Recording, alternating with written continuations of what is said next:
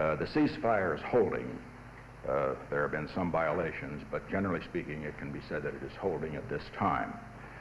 As you know, as a result of the UN resolution which was agreed to yesterday by a vote of 14 to nothing, a peacekeeping force will go to the Mideast, and this force, however, will not include any forces from the major powers, including, of course, the United States and the Soviet Union.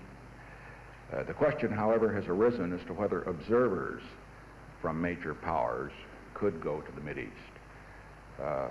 My up-to-the-minute report on that, and I just talked to Dr. Kissinger 5 minutes before coming down, is this. We will send observers to the Mideast if requested by the Secretary General of the United Nations.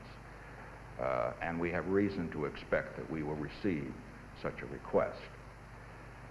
With regard to the peacekeeping force, I think it's important for all of you, ladies and gentlemen, and particularly for those listening on radio and television, to know why the United States has insisted that major powers not be part of a peacekeeping force and that major powers not introduce military forces into the Mideast. A very significant and potentially explosive crisis developed on Wednesday of this week. We obtained information which led us to believe that the Soviet Union was planning to send a very substantial force into the Mideast, a military force. When I received that information, I ordered shortly after midnight on Thursday morning an alert for all American forces around the world. This was a precautionary alert.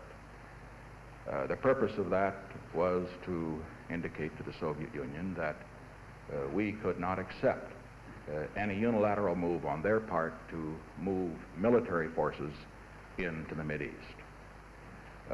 At the same time, in the early morning hours, I also proceeded on the diplomatic front.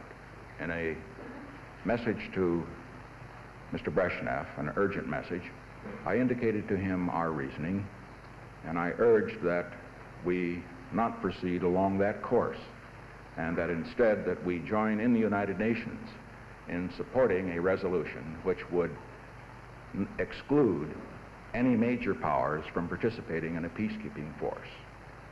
As a result of that communication and the return that I received from Mr. Brezhnev, we had several exchanges, I should say, we reached the conclusion that we would jointly support the resolution which was adopted in the United Nations. We now come, of course, to the critical time in terms of the future of the Mideast. And here, the outlook is far more hopeful than what we have been through this past week. I think I could safely say that the chances for not just a ceasefire, which we presently have, and which, of course, we have had in the Mideast for some time, but the outlook for a permanent peace is the best that it has been in 20 years. The reason for this is that the two major powers, the Soviet Union and the United States, have agreed, this was one of the results of Dr. Kissinger's trip to Moscow, have agreed that we would participate in trying to expedite the talks between the parties involved. That does not mean that the two major powers will impose a settlement. It does mean, however, that we will use our influence with the nations in the area to expedite a settlement.